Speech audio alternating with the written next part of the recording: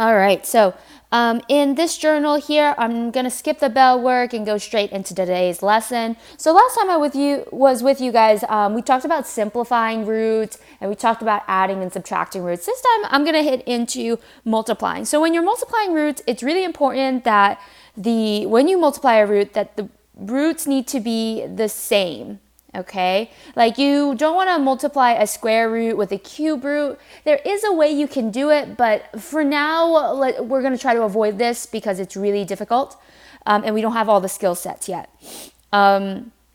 So you want to make sure that they are both the same roots before you can multiply the insides. So if the root is the same, like this one's a square root, this one's a square root, you can multiply the inside together. And then that would give you the square root of 24 on the inside. Because I just took 8, multiplied it with 3, I got 24. And then looking at this, some people would leave their answers like this, but since you're in Algebra 2 now, we learned how to simplify, so please do simplify. So to simplify this, I'm just going to break down 24, and well, 24 was produced from 8 and 3, right? 8 times 3 gives you 24. And 8, we learned last time, breaks down into 3 2s. So in that case, here's our prime number. We have a group of 2s, so a 2 can come out of the root, because this is a square root. And it looks like we have a 2 left over and a 3 left over, so they go back inside the root and they multiply each other when they go back inside the root. So 2 times 3 gives me 6. I have the square root of 6 inside this root, and then there we go. This would be my final answer.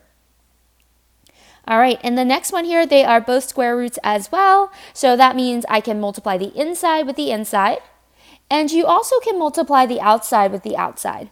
So here's the thing about roots. You don't want to multiply into the root, like the outside into the root, because we don't distribute an outside number into the root. In fact, most of the time you see me pulling out numbers from the inside to be on the outside of the root, right? So we don't want to bring it back in. So in this case here, I'm going to multiply the numbers on the outside. So 5 times 3 is 15. Then we have the square root of the numbers on the inside. 5 times 12 gives me 60.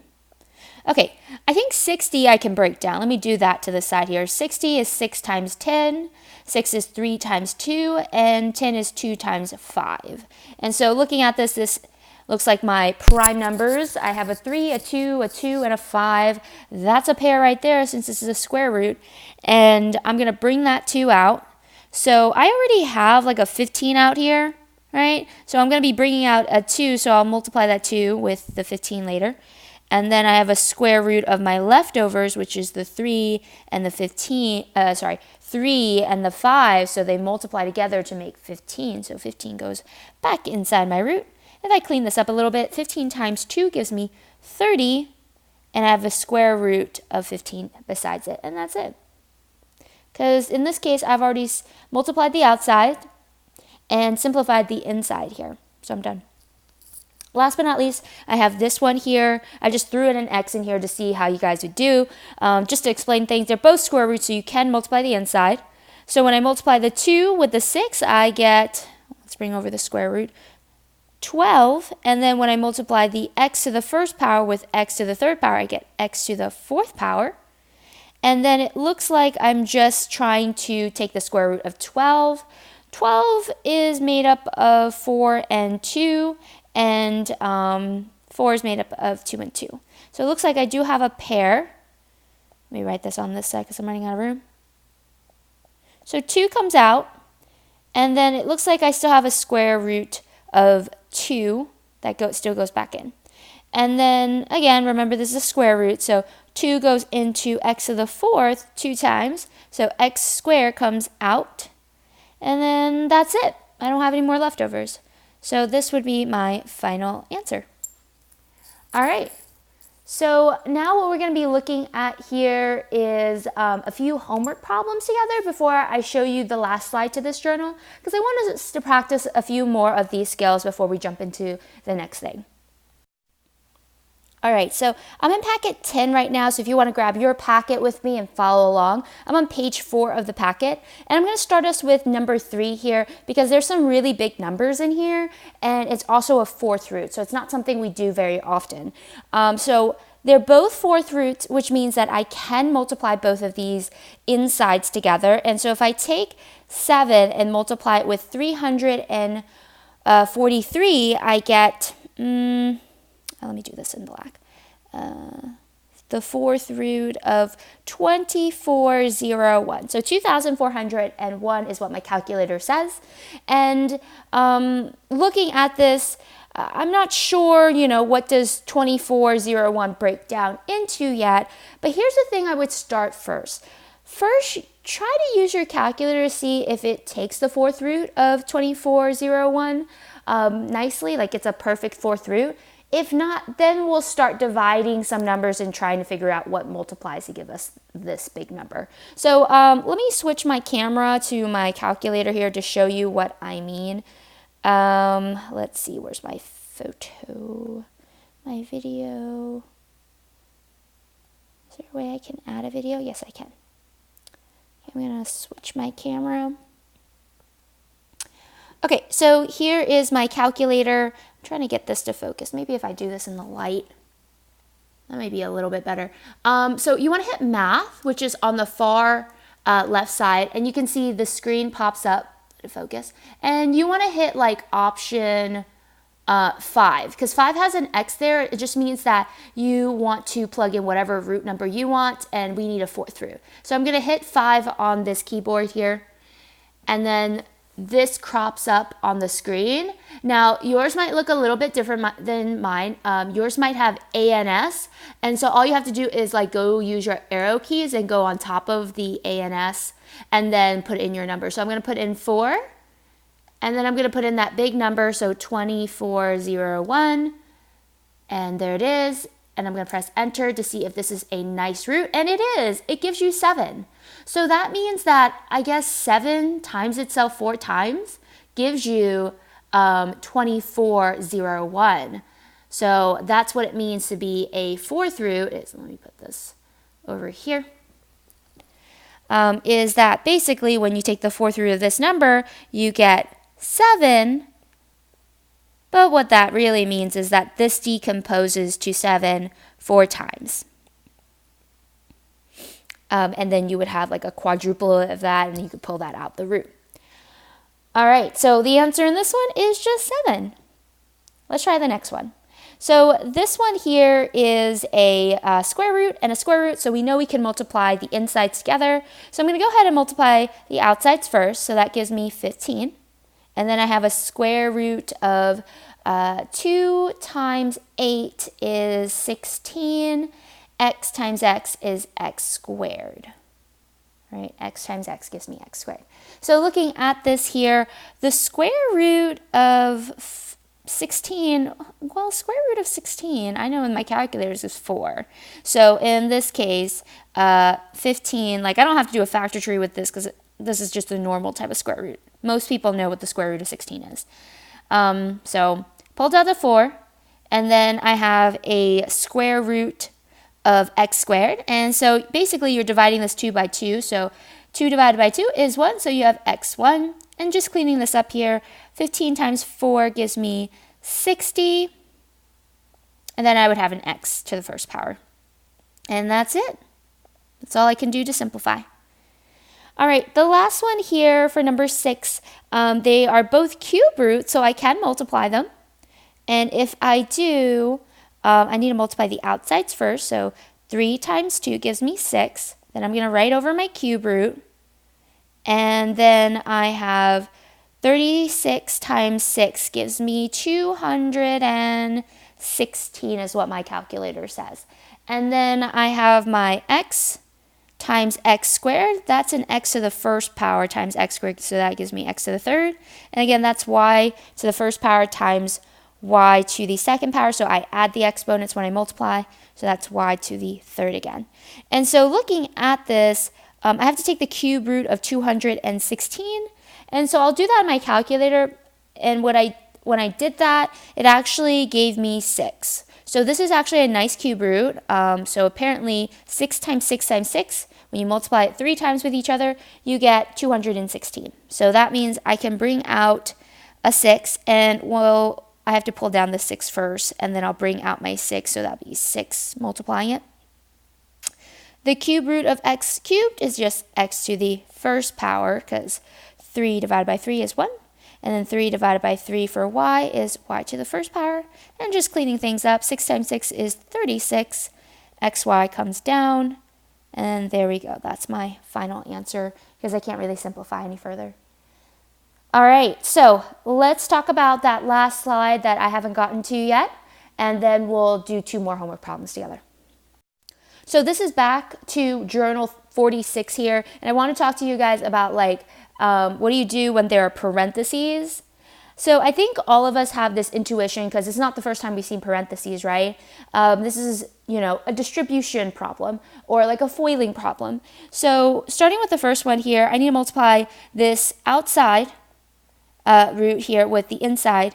And so 3 square root of 2 times the square root of 5, they're both square roots. So this one has a 3, this one technically is a 1 outside, right? So 3 times 1 is a 3.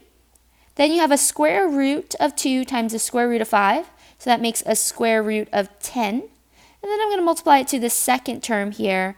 But don't forget that plus sign, I'm going to bring that over.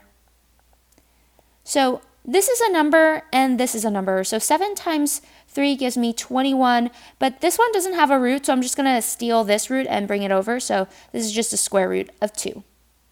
And then looking at this, they're both square roots, but they don't have the same base, so I can't add them. And also 10 doesn't decompose more than 5 and 2, and this is a square root, and that means I don't have any pairs here.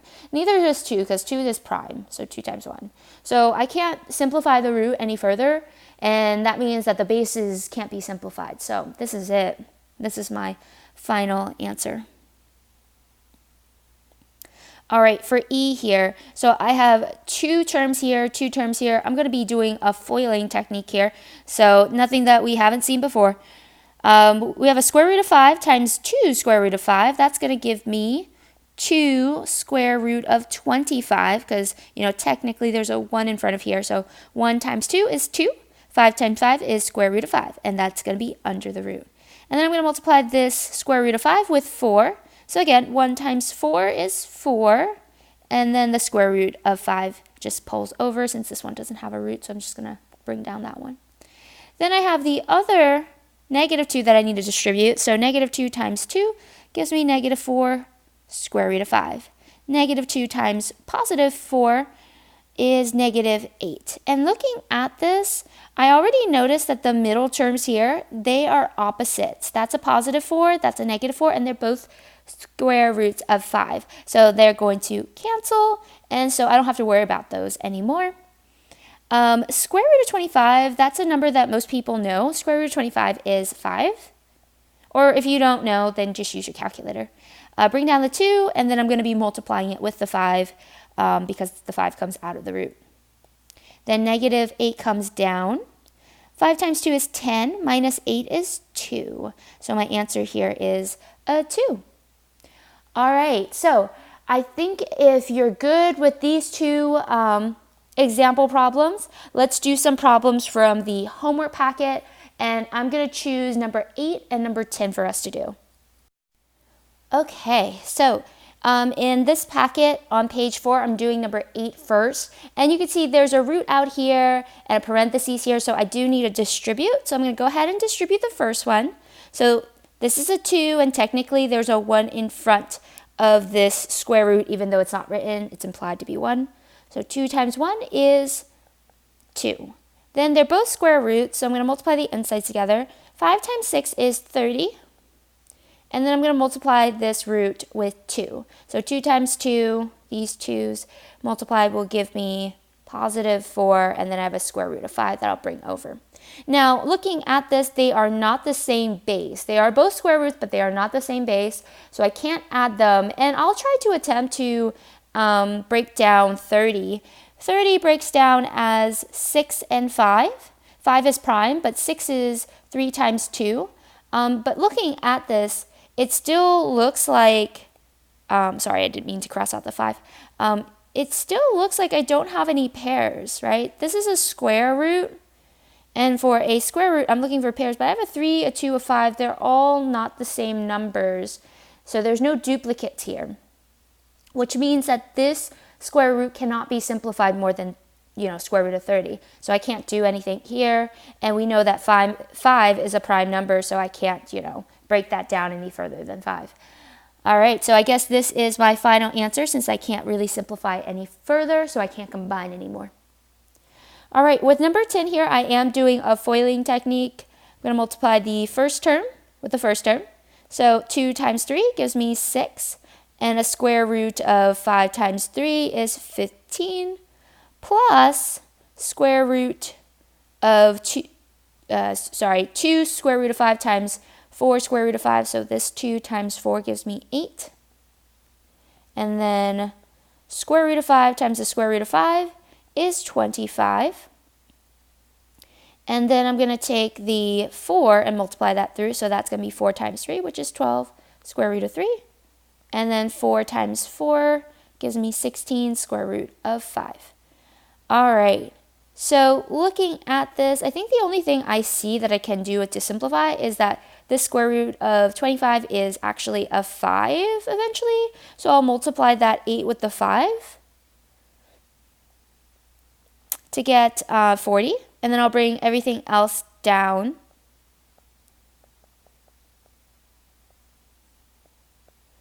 But looking at everything, 3 is prime, 5 is prime. I can't combine any of that. 15 is made up of 5 and 3s, and I don't see any pairs here that I could simplify. So it looks like this here is my final answer because I can't combine anything. Now, before I end today's lesson, I also want to mention something that you guys might have noticed. When you have a square root, this is only for square roots, when you have a square root times another square root that happens to have the same number inside. So notice when I took the square root of 5 times the square root of 5, I got the square root of 25, right? And the square root of 25 ends up just being a 5. Well, that's because you're taking two numbers that are identical and you're pairing them up so they're going to come out. So when people, or like when my Algebra 3 kids see this problem and they see like a number that's square rooted and then multiplied by another number that's square rooted, they know the answer is 2. They don't even bother to multiply because they know that the roots will eventually cancel themselves out and just they'll be given a 2. Like watch this. Let me work this out like if I didn't know that the answer was 2. So square root of 2 times the square root of 2 is the square root of 4. Square root of 4 is 2. Notice how like it still gives me 2, but a kid that knows that the square root times the square root of the same number just gives you the number underneath the root. So like if I had the square root of 6 times the square root of 6, that gives me the square root of 36, which is 6. So instead of doing this intermediate step, I could just jump straight to the answer. Like if I had the square root of 132 times the square root of 132, I don't want to multiply those two, right? And do a factor tree or anything like that, or use my calculator. That takes time, right? But because they are the same square roots and the same number underneath, I know that the roots will cancel, giving me the answer as 132. So that's a trick. Anytime you have a square root with some number times the same number underneath, and it's also a square root, it always gives you the number that's underneath the root. And that is a quick way you can solve a square root when you multiply. All right, that's it for today's lesson. I hope this was helpful. Until next time, guys. Bye.